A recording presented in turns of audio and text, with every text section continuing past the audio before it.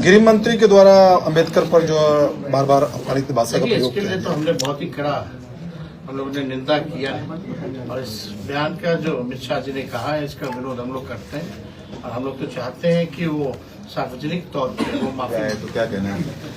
देखिए, किशनगंज आज शाम में पहुंचे, कल कार्यक्रम है, सब लोग जान रहे हैं कि चौथा चरण है और सीमांचल और कोसी के तमाम जितने जिले वहाँ दौरा है और इसी सिलसिले में हम लोग कार्यकर्ता दर्शन सह संवाद कार्यक्रम में हम लोग किशनगंज पहुंचे और मकसद है कि पार्टी के विचारधारा को और कैसे मजबूत करें, जन जन तक कैसे पहुंचाएं। जो ग्रास रूट वर्कर हैं हमारे पंचायत के, ब्लॉक के, हर बूथ के और जिले के, प्रखंड के, उनसे संवाद करेंगे ताकि पार्टी को और विस्तार कैसे किया जाए, संगठन को और कैसे मजबूत किया जाए। गृह मंत्री के द्वारा अंबेडकर पर जो बार बार अपमानित भाषा का प्रयोग इसके लिए तो हमने बहुत ही कड़ा हम लोगों ने निंदा किया है और इस बयान का जो अमित शाह जी ने कहा है इसका विरोध हम लोग करते हैं और हम लोग तो चाहते हैं कि वो सार्वजनिक तौर पर वो माफी मांगे।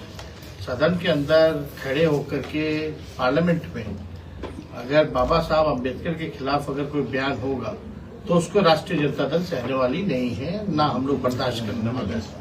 इसको लेकर के पूरे बिहार में जो है हम लोगों ने विरोध किया है। साथी तौर पे बाबा साहब अम्बेडकर हो, गांधी जी हो, कर्पूरी जी हो या नेहरू जी हो, भाजपा के लोगों के पास कोई महापुरुष तो है नहीं, ना भाजपा और आरएसएस का कोई देश के आजादी में कोई रोल था या भूमिका था। ये तो अंग्रेज के दलाल लोग थे और जिस प्रकार से ये महापुरुषों को बदनाम करने का प्रयास कर रहे हैं, ये देश की जनता इनके चाल और चरित्र को पहचानती है। बाबा साहब अम्बेडकर हम लोगों के फैशन भी है, पैशन भी है, इंस्पिरेशन भी है और मोटिवेशन भी है। तो किसी भी प्रकार से जो बाबा साहब अम्बेडकर ने 100 करोड़ से भी अधिक लोगों को जो हक, अधिकार और जो जुबान दी, जो सम्मान दिया, गैर बराबरी के खिलाफ उन्होंने जो संघर्ष किया, संविधान उन्होंने लिखने का काम किया, अगर उनके प्रति अगर कोई इस तरह की भाषा अगर कोई बोलता है तो वो निंदा तो उसकी होनी ही चाहिए, लेकिन ये बर्दाश्त से भी बाहर हम लोगों की है। जदयू के एक नेता किशनगंज आए, बोले कि अगर मुसलमान जदयू को वोट नहीं देते तो गद्दार क्या कहेंगे। खुले मन से उन्होंने देखिए नकारात्मक लोग हैं, इन लोगों का यही काम है केवल जो है सीमांचल के विकास के लिए जो इनको काम करना चाहिए था उसकी बात तो ये नहीं करेंगे। यहाँ सीमांचल में गरीबी है बहुत ज्यादा, पलायन बहुत तक होता है। आप देखिएगा बाढ़ से लोग जो है यहाँ परेशान रहते हैं, बेरोजगारी सबसे बड़ी समस्या है, यहाँ अस्पताल की समस्या है, इलाज की समस्या है, दवा की चिंता इन लोगों की करनी चाहिए। तो इस तरह के नकारात्मक लोग कोई भी जदयू का आता कोई पहचानता भी होगा क्या जो आके कह के गया है? कोई नहीं जानता, इन लोगों को कोई मतलब नहीं है। ये लोग अभी जदयू के लोग जो है भाजपा के साथ बैठे हुए हैं और इन्हीं लोगों ने जो है भाजपा और आरएसएस को जो है बढ़ाने का काम पूरे बिहार में किया है। तो जदयू जो है तो तीसरे नंबर की पार्टी है, तो उससे हम लोगों का कोई मतलब नहीं है।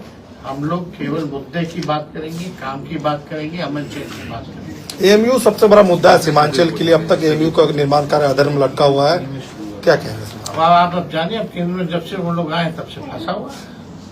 आरजेडी की तरफ से कोई पहल की? आरजेडी की तरफ से तो शुरुआती की गई थी। ये कब हुआ था? यूपीए के समय हुआ था। जी जी। उस समय तो हम लोगों के शिक्षा मंत्री, राज्य शिक्षा मंत्री फातिमी जी जी और सब लोगों की मांग पे जो है किशनगंज में बिहार के लोगों की मांग हुई, किशनगंज के लोगों की मांग थी। लालू जी जो है उस समय मनमोहन जी से बात करके अभी जो है लाने का यहाँ काम किया है। लेकिन अभी भी देखिए जिस प्रकार से जब से भाजपा की सरकार 14 में बनी तब से क्या हालत है, आप लोग उसके गवाह। बांग्लादेश में अल्पसंख्यक पर अत्याचार हो रहा है लगातार। अरे कहीं भी अत्याचार हो, अत्याचार के खिलाफ हम हैं, चाहे कहीं हो। संबल मामले में क्या कहेंगे? संभल मामला क्या, पूरा यूपी आप देख लीजिए ना। और जब से भाजपा की सरकार आई है, जहाँ जहाँ उनका शासन है, इसी तरह का काम हो रहा है। 200 यूनिट और बिजली फ्री।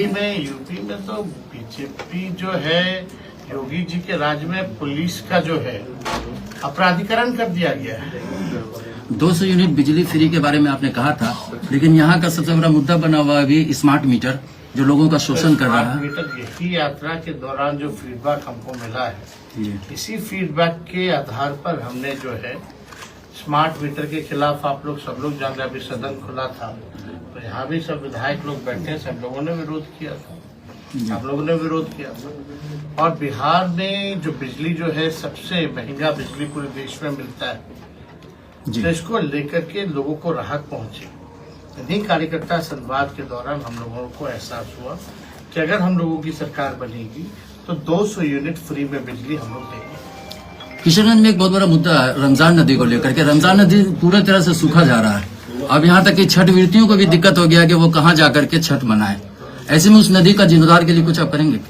आवाज उठाएंगे, अभी तो आवाज ही उठा सकते हैं सदन से सड़क तक। तो हम अपने लोगों मुख्यमंत्री